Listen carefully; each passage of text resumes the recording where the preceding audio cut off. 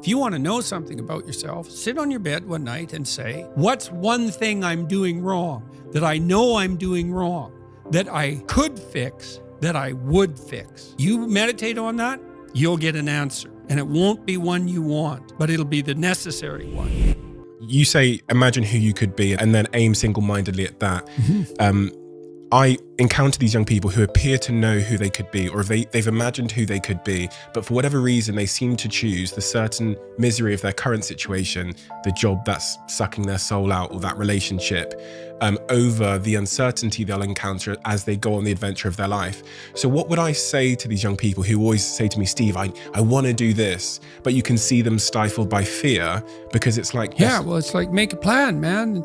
So when I was doing my clinical work, which I did a lot of career work with my clients, both at a beginner level, I would say, like really a beginner level, with people who had no employment whatsoever, no history of employment, who were undereducated and who lacked every skill you could possibly imagine. So these were people who were really in dire straits, up to people who were operating at the top of their profession, but who could still strategize forward. And so, for example, let's say you're at a dead end in your job. Okay, so I don't find my work meaningful. All right, so that's a problem statement. It's like, well, why not? I find the work I do repetitive and boring and without spirit. I have a bad relationship or a neutral relationship with my boss who doesn't know who I am. I have problems with coworkers. All of that needs to be differentiated, right, and analyzed in detail. So we might say, for example, let's say you believe that you're undervalued at work, and maybe you are. What you need to do is you have something to say, and we would have to figure out what it is that you have to say. But it would be some variant of, I'm bringing more value to the table than I'm being compensated for, and that's demoralizing me. And it's also not good for you being my boss, because if I'm actually more valuable than is being recognized, then the fact that you're not valuing me properly means that I will become demoralized, I won't work properly, and you won't get the best out of me. So it's bad for both of us. And if your boss is in principle not amenable to such a discussion, then what you should seriously consider doing is finding another job. Okay, so let's say we're going to set you up for this. Okay, this isn't like next week's enterprise, man. This is your life. So the first thing I would ask is, well, do you have your resume or CV in order? Well, I haven't typed it up for 3 years. Well, what do you think about bringing it up? Well, I'm pretty nervous about that because there's some holes in it, and I didn't do so well in college, and I'm kind of embarrassed about my resume. It's like, okay, bring it in. Let's go through it. Let's at least update it. Let's look where the holes are. Let's look at where the inadequacies are as far as you're concerned, right? This isn't my judgment, it's your judgment. Let's walk through those judgments and see if they're warranted, because maybe you're just too guilty and ashamed and self-conscious and anxious, and you're looking at your resume more critically than someone else would. And maybe there's some holes that you need to rectify. You were 2 courses away from your BA and you dropped out or something like that. Well, maybe we need 6 months to address that. And at least, even if you can't be fully educated, you could be taking some courses online. And so when you went to a new job interview and they said, what about this hole? You'd say, well, I came to terms with that 6 months ago, and in an effort to rectify it, I'm taking the following courses, and here's my plan for completion. That's a really good answer. And anyone with any sense who's interviewing will accept that as an indication that although you're not perfect, and who is, that you have a good plan and that you've thought it through. Like, that's the kind of answer that in all likelihood will cement your candidacy for the position. Okay, so now you're going to go to your boss. Well, you have to have your CV and your resume in order, and you have to be able to stand on it solidly, and which at least means that you're prepared to address the inadequacies in a credible, realistic, believable, and truthful manner. All right, now what you do is apply for like 10 jobs. You don't have to take them, but maybe you have to go to an interview or 2 or 3 or 4, and maybe there's a bunch of opportunities out there for you that you didn't even know about. And maybe someone offers you a job. And so now you can go to your boss and say, here's the situation I'm in here at work. here's my evaluation of the problems in relationship to me. Here's what I could do for you if you gave me a 40% raise and the opportunity to progress, but I'd like to see a plan for that. And I've been looking for other opportunities before conducting this discussion, and I have some. Well, then, if your boss treats you with contempt at that point and doesn't listen, then perhaps he or she is a little more narcissistic than might be optimal, and it's time to find a new job. But this isn't something you do trivially. And so when you're doubtful, say you're trapped, you ask yourself, well, why am I trapped? And that's a hard question, right? Because some of it's your own inadequacy, a lot of it. And all of the part of it that you can deal with is your own inadequacy. So even if it's unfair, even if you're hemmed in for any number of reasons, inappropriate, like ethnically predicated oppression, let's say, or maybe you're in a workplace that really is sexist in some fundamental sense. Well, that's not good. It's not just, it's not fair, it's not meritorious, all of those things. And maybe you shouldn't be there. But what you can do to begin with is every bloody thing you possibly can do to put yourself in the most virtuous and powerful negotiating position possible. And you have to think like a snake in some sense. To do that, you got to get the details right. You have to be prepared to bite, and you have to have your eyes on the prize, so to speak. And people aren't taught this sort of thing ever, really. They're not taught how to negotiate. They're not taught how to goal set. They're not taught how to conceptualize appropriate success in some broad sense. In some sense, that's what the humanities are supposed to teach people. I really believe that it's really difficult to undergo self-development if you don't have self-awareness.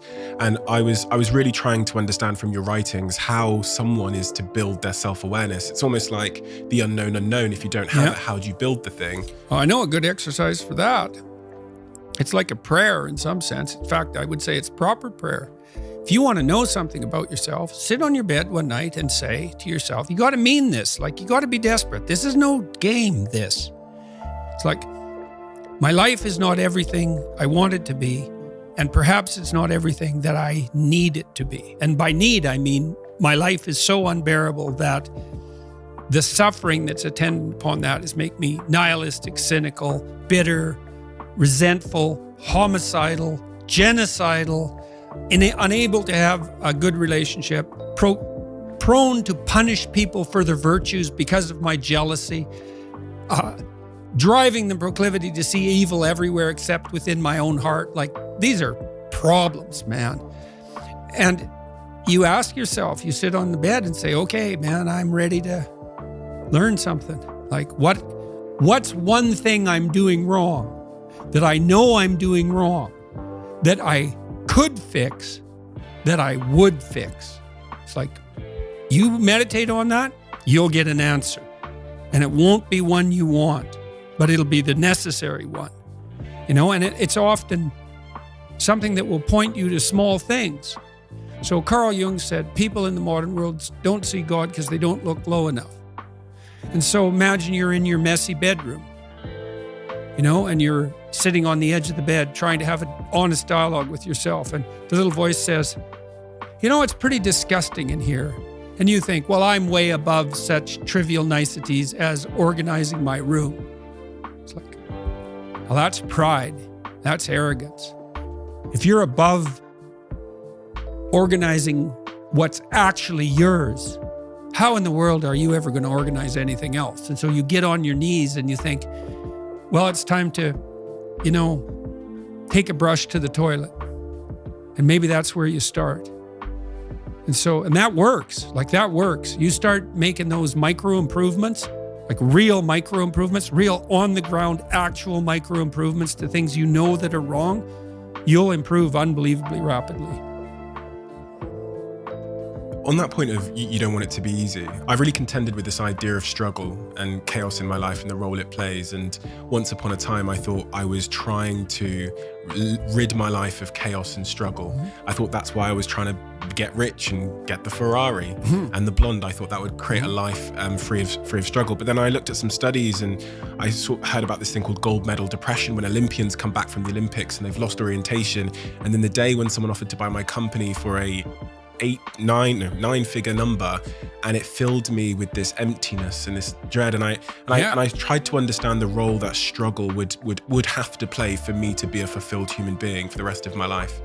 Well, the observation with regard to your company, that's a great observation. I mean, we're built to walk uphill, and when you reach the pinnacle of the hill, you want to stop and appreciate the vision, but the next thing you want is a higher hill in the distance, because it's the uphill climb that it's from the uphill climb that we derive our value. And I mean this technically.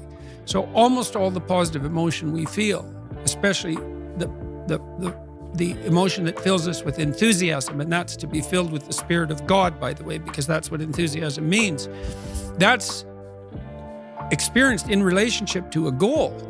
And so in some sense, and this is part of the religious enterprise, you want a goal that you can never attain, right? So you can always move closer to the goal that recedes as you move towards it. You think, well, that's frustrating. It's like Sisyphus pushing the rock uphill. But it's not, because as you pursue that goal, you put yourself together and your life does get better and richer and more abundant. And that's why the highest levels of virtue and goal are in some sense transcendent. You want them to be above everything you're doing so you can continually move towards something that's more sublime and better. That's what you are. You're here to live, not to sleep. And the problem with the vision of Mai Tais on the beach is that, well, first of all, that's a vision of drug-induced unconsciousness. Second, it's only going to work for about a week. Third, you're going to be a laughingstock in a month and depressed and aimless and goalless. You want a horizon of ever expanding possibility. And so it does happen to people because they've staked their soul on the attainment of an instrumental goal. And it can be a pretty high order goal. It was in your case. But then you think, well, now I'm there. Now what? Well, the answer can't be, well, I'm going to live in the lap of luxury and never have to leave the face. What do you want to be? A giant infant with a gold bottle? You never have to do anything but lay in your back and suck. It's like, well, you see the problem with that as a conceptualization. It's no, you want to be like an active warrior moving uphill with your sword in hand. And that's dynamic, that's exciting. And that's why so many young men disappear into video games. That's all acted out in the video game. So they have to act that out in their own life. Not that I despise video games, because I don't, but they're not a substitute for life. They might be good training under some conditions for life. Why do you do what you do?